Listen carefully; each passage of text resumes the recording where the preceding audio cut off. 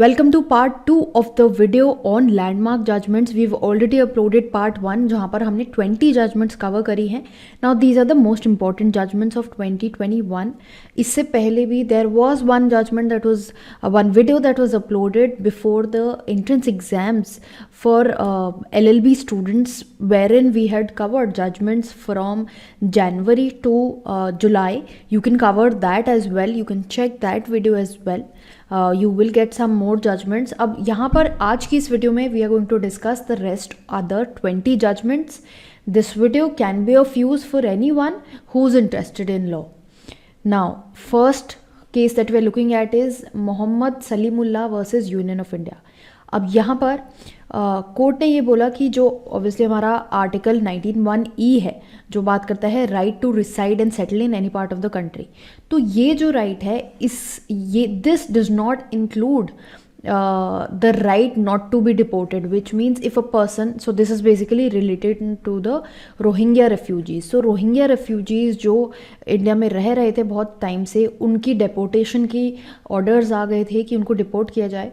तो कोर्ट ने ये बोला कि 19(1)(e जो है वो इंडियन सिटीजन्स के लिए है, जो बोलता है राइट टू रिसाइड और settle in any part of India. That does not include right to not be deported, right to stay in India. These people are not from India. They are considered to be refugees, and therefore an application that was filed by the Rohingya refugees seeking release of detained refugees and direction that they should not be deported, this application was dismissed by the court. Then next is Niharika infrastructure private limited versus state of Maharashtra. ये एक बहुत important judgement बनता है because what happens is that section 482 CRPC, this is a very strong section. This section gives the power to the High Court for passing an order where it deems fit that the conditions are such that an order for advancement of justice is required. Under Article 226 also the High Court exercises this power. Now यहाँ पर इस case में ये बोला गया है that high court अगर order pass कर रहा है under these sections and article, then it should not pass order कि किसी इंसान को अरेस्ट ना किया जाए या उसके against forceful steps during investigation नहीं किए जाएं till the charge sheet is filed. So this is an important order. It is basically trying to govern कि हाई कोर्ट की जो पावर है अंडर 482 CRPC वो किस रिलेशन तक होनी चाहिए, वो किस एस्पेक्ट तक एक्सरसाइज करी जा सकती है. देन नेक्स्ट इज पतन जमाल वली versus state of Andhra Pradesh. इस केस में क्या हुआ, अब जो शेड्यूल कास्ट शेड्यूल ट्राइब है इनके अगेंस्ट अट्रोसिटीज़ होती हैं, तो प्रिवेंशन ऑफ अट्रोसिटीज़ एक्ट इनके अगेंस्ट आ चुका था 1989 में. अब इसका जो सेक्शन है सेक्शन 325, इसको लेके काफ़ी इंटरप्रिटेशंस पास्ट में रही, एंड इस सेक्शन की इंटरप्रिटेशन के अकॉर्डिंग ये बोला गया कि कोई भी ऑफेंस जो है अगर कोई एट्रोसिटी हुई है इनके अगेंस्ट तो वो तभी अट्रैक्ट होगा जब जो विक्टिम है वो मेंबर है शेड्यूल कास्ट का. अगर वो मेंबर नहीं है तो ये सेक्शन अट्रैक्ट नहीं होगा, पनिशमेंट नहीं मिलेगी for any offence committed towards them.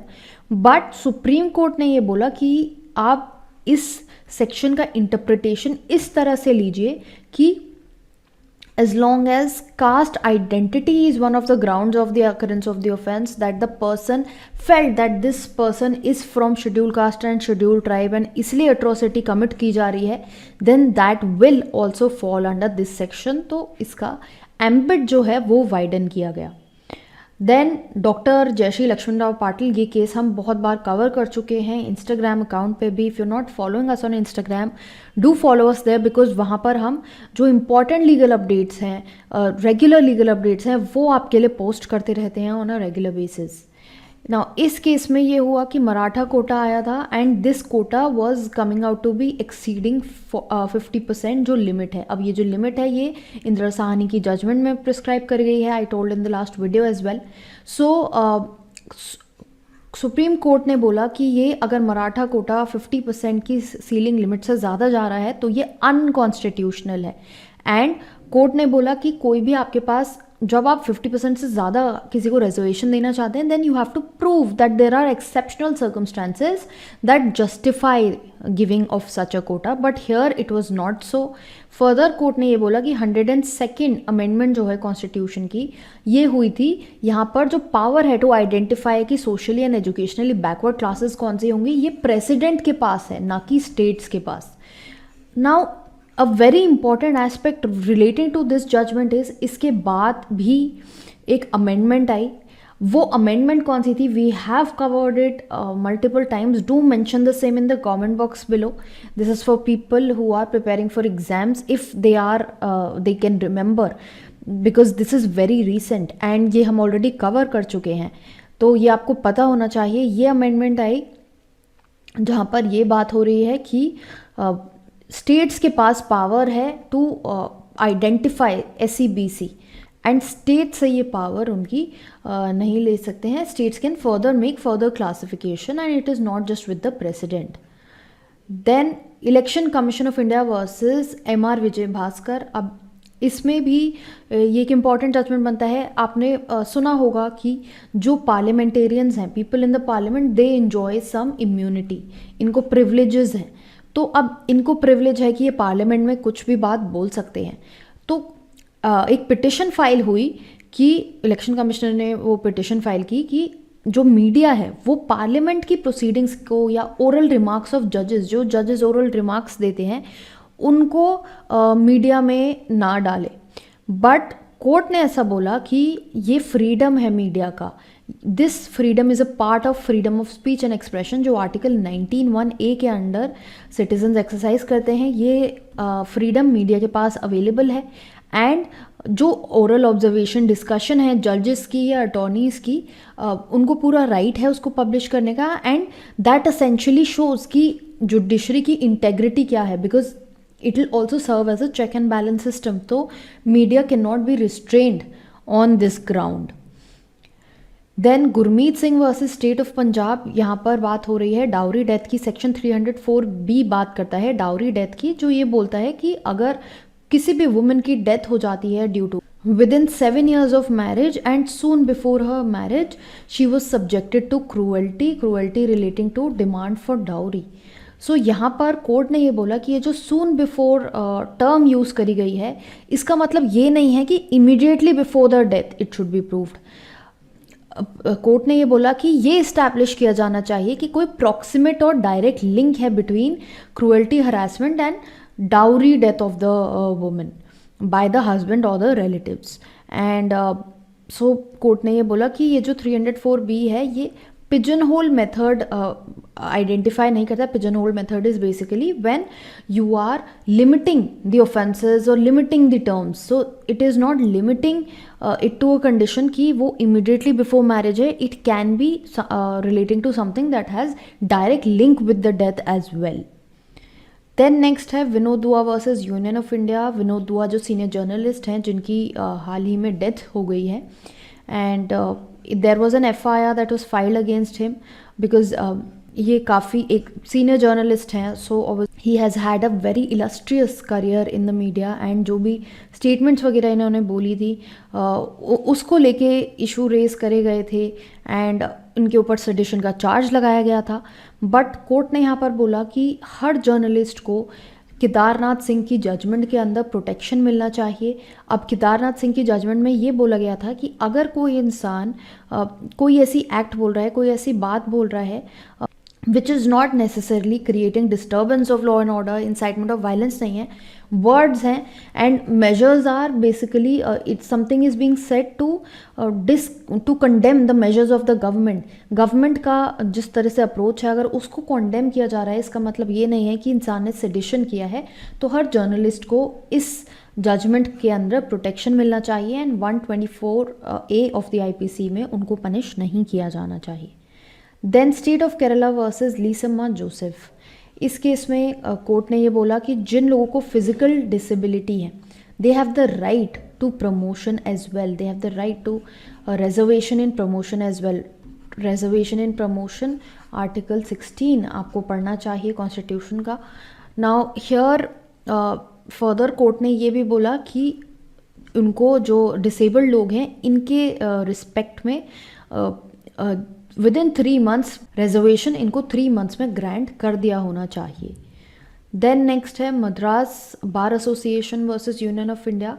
अब यहाँ पर जो कोर्ट रिफॉर्म ऑर्डिनेंस आए थे, हमने भी इसको इंस्टाग्राम पे कवर किया था, जो ट्राइब्यूनल रिफॉर्म्स आए हैं। तो ट्राइब्यूनल रिफॉर्म्स में क्या हुआ था कि टर्म ऑफ ऑफिस जो है मेंबर्स की वो 4 इयर्स कर दी गई थी। बट कोर्ट सेट कि अगर हम रॉजर मैथ्यू और मद्रास बार एसोसिएशन की जजमेंट्स देखें तो वहाँ पर ये हमने देखा है कि term of office of members of the court should be 5 years.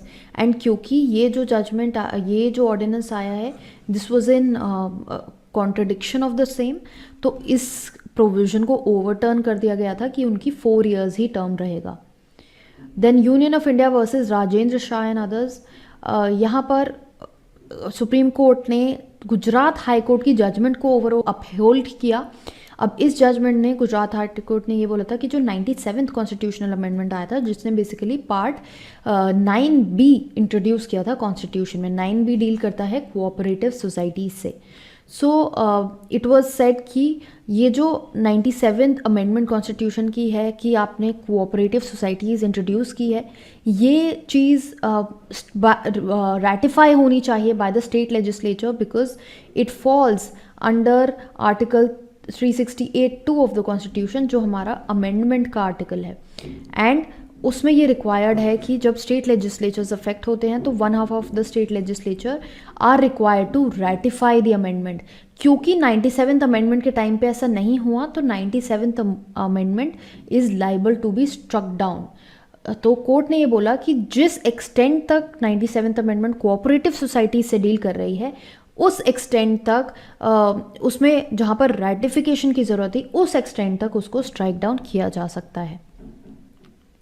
State of Kerala versus के अजीत, ये जजमेंट पार्लियामेंट्री प्रिविलेजेस को लेकर है। एंड यहाँ पर ये बोला गया है कि जो लेजिस्लेटिव प्रिविलेजेस हैं आर्टिकल 194 के अंदर, तो अगर कोई भी जो मेंबर्स हैं वो असेंबली के फ्लोर पे, लेजिस्लेटिव असेंबली के फ्लोर पे कोई एक्ट्स कमिट कर रहे हैं तो उन केसेस में क्रिमिनल प्रोसिक्यूशन नहीं होना चाहिए, ये कंटेंशन था अक्यूज्ड का।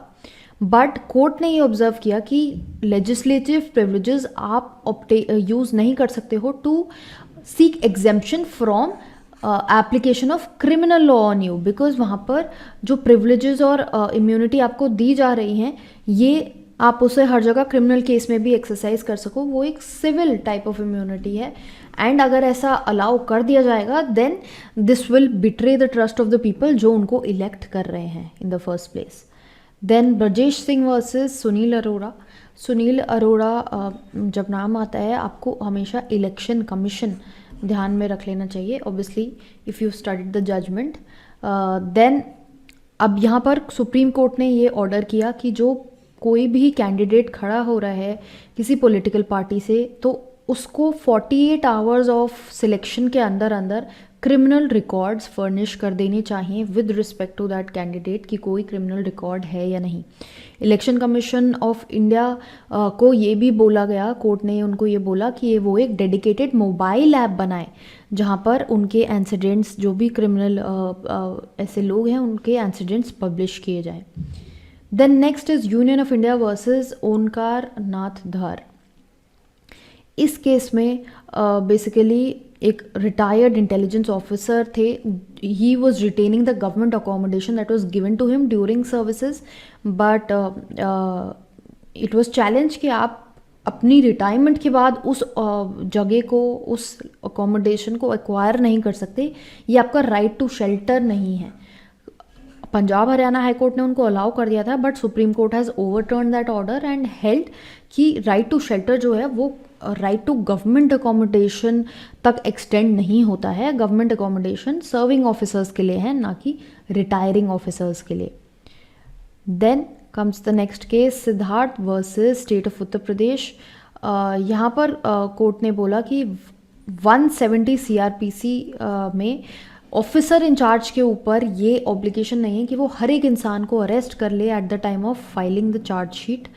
एंड सुप्रीम कोर्ट ने ये बोला कि ट्रायल कोर्ट की प्रैक्टिस है कि वो बोलते हैं कि चार्जशीट से पहले आप अरेस्ट कर लीजिए, ये एक मिसप्लेस्ड प्रैक्टिस है and it is contrary to the provision of section 170। Then MCGM versus Ankita Sinha. अब यहाँ पर सुप्रीम कोर्ट ने ये डिक्लेयर किया कि जो NGT है, नेशनल ग्रीन ट्राइब्यूनल, उसके पास सुओ मोटो पावर्स हैं, because NGT takes care of the environmental issues.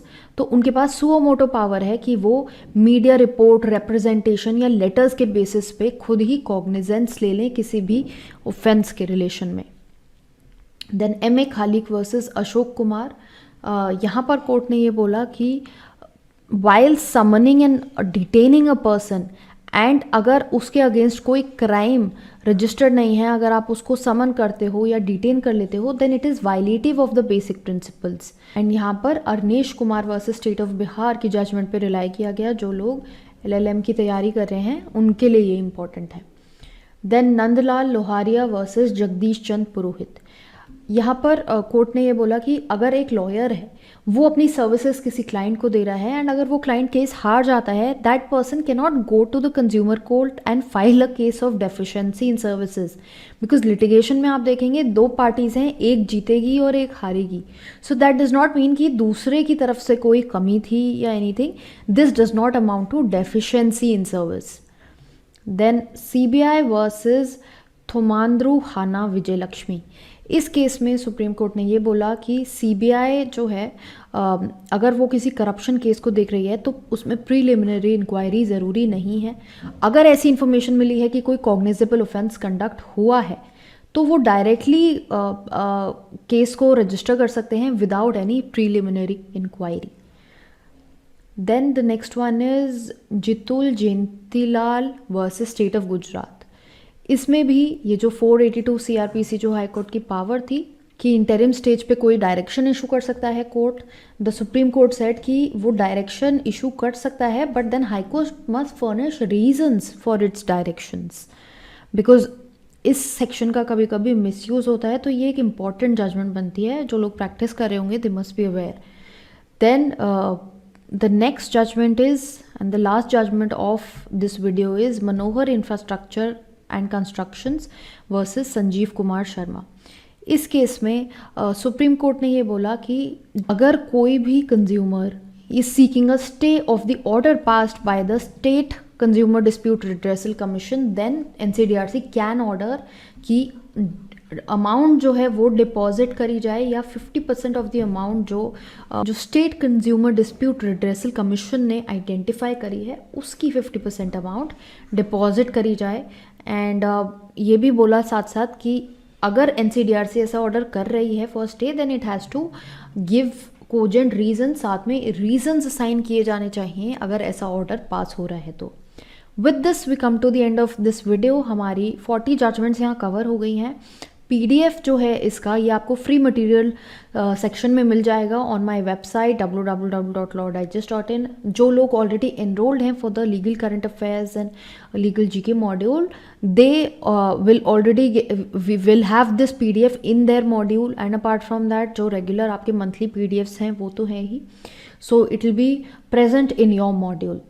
Now just in case अगर आप ऐसी और वीडियोस देखना चाहते हैं in future, you want to stay updated, stay aware as to the law, then subscribe कीजिए इस चैनल को, बेल आइकॉन दबाइए and also keep following us on Instagram।